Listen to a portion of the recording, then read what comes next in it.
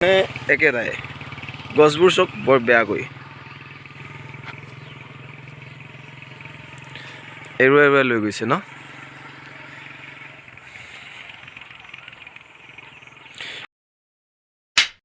Hello' guys, বলক মই ঘৰতে আছোঁ আৰু কথা এটা শুনি আছোঁ, চাইও আহোঁ কিনো কথা কিনো নাই। বলক আপোনালোকে ভিডিঅ'টো চাই থাকিব আৰু যিসকল নতুনকৈ বন্ধু বান্ধৱী আছে তেওঁলোকে মোৰ চেনেলটো ছাবস্ক্ৰাইব কৰি ল'ব, ভাল লাগিলে লাইক কৰিব, কমেণ্ট কৰিব।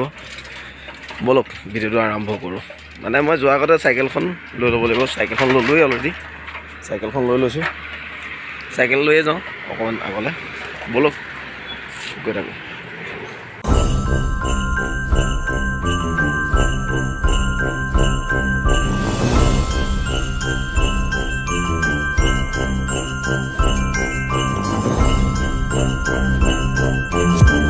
আমাৰ শুনো হয় যদি বাবা লাল আমাৰ গৰম কাম কৰি স্কুল এইবোৰ আগতে এবাৰ দেখাইছোঁ বাৰু ভিডিঅ'ত।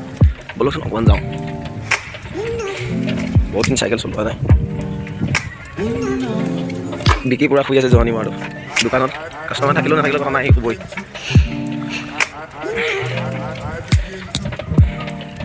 এই ৰাস্তাটো যে মই আহি আছোঁ চাইকেলখন লৈ, ৰাস্তাৰ কাষে কাষে চব গছবোৰ কি ধুনীয়া লাগিছে।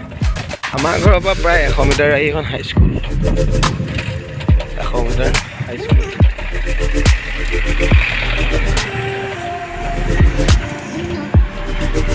এয়া আহি আছোঁ। এই ৰাস্তা কিনাৰত যে এইবোৰ গছ দেখিছে, কেনেকুৱা লাগিছে পৰিৱেশটো, কি ধুনীয়া হয়নে? ৰাতিপুৱা আৰু ভাল লাগে। এই পথাৰ চাৰিওফালে কাষে কাষে এইবোৰ পথাৰ। এই ফুল গছবোৰ যে দেখিছোঁ আমি, এই গছবোৰে ৰাস্তাটো বৰ ধুনীয়াকৈ ৰাখিছে। মানে আঁতৰৰ পৰা দেখিবলৈ হওক বা ৰ'দৰ পৰাই হওক, এই পথাৰৰ খেতিৰ সময়ত যে ধান চপোৱা সময়ত, ৰোৱা সময়ত এই গছকেইজোপাৰ পৰা আমাৰ বহুত উপকাৰ হয়। উপকাৰ মানে কি, এইবোৰ অৰ্জুন গছ চব কি ধুনীয়াকৈ জোপোৱা হৈ ৰখি আছে। এই গছবোৰ যেতিয়া এতিয়া ডাঙৰ হৈছে, ছাঁ পৰিছে, আমি পথাৰৰ ধান আনি গছৰ তলতে ৰাখোঁ। কেতিয়াবা ৰাতিও হৈ যায়, দেৰিও হৈ যায়।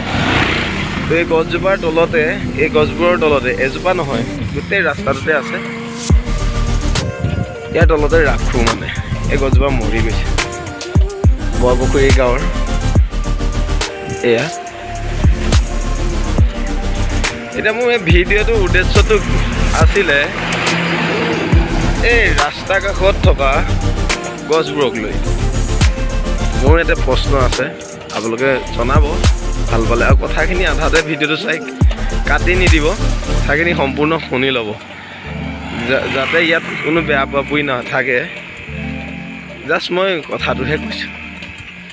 এই গছবোৰ দেখিছে ন, কি ধুনীয়া শাৰী পাতি আছে চব।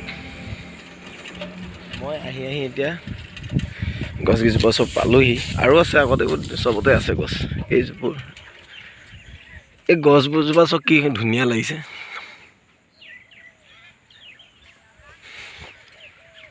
এই ৰাস্তা কাষত যে আছে গছকেইজোপা, আৰু আগলৈও আছে বাৰু।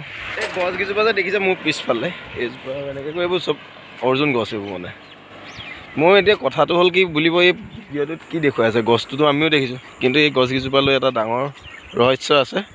ৰহস্যটো কি, এই গছকেইজোপাৰ পৰা যেতিয়া আমি গছকেইজোপালৈ মন কৰক, ইমান ধুনীয়াকৈ হালি থকা গছ। ইয়াত কোনোবা জ্ঞানী ভদ্ৰলোকে গছকেইজোপা বৰ বেলেগ ধৰণে কাটি গছজোপা মানে উঠিবলৈ আৰু বাঢ়িবলৈ একেবাৰে সুবিধা দিয়া নাই। চব ধুনীয়াকৈ চাই লওক কেনেকৈ ছালবোৰ এৰুৱাই দিছে চব।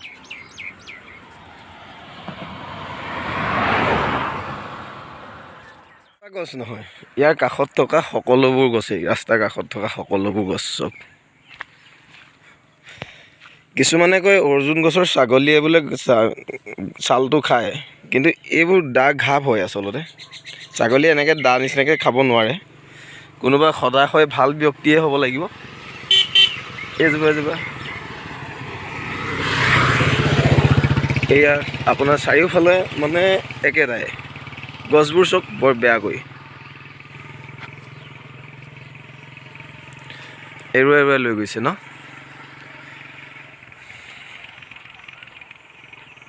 এইবিলাক গোটেই গছবোৰে, এজোপা নহয় গোটেই গছবোৰেই তেনেকুৱা।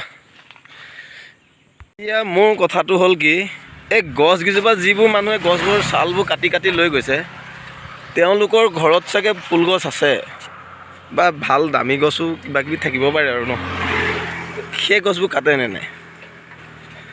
অকৰা অজলা নিচিনাকৈ উৰাই ঘূৰাই গছবোৰৰ যদি ছাল ডালবোৰ কাটি পেলাই গছকেইজোপা বাঢ়িবলৈ একদম প্ৰায় এনেকেই হৈ আছে, বাঢ়িব নোৱাৰে এই গছবোৰ। এইবোৰ চব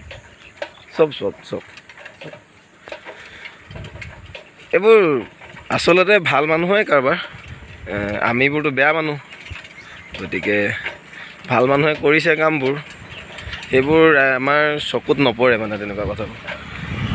গতিকে মোৰ ভিডিঅ'টো ক'বলগীয়া একো নাই, যিসকলে ভিডিঅ'টো চাই আছে মই এইটোকে ক'ব গৈ আছোঁ যে গছবোৰ নাকাটিব, মানে গছবোৰ কাটি লাভ নাই।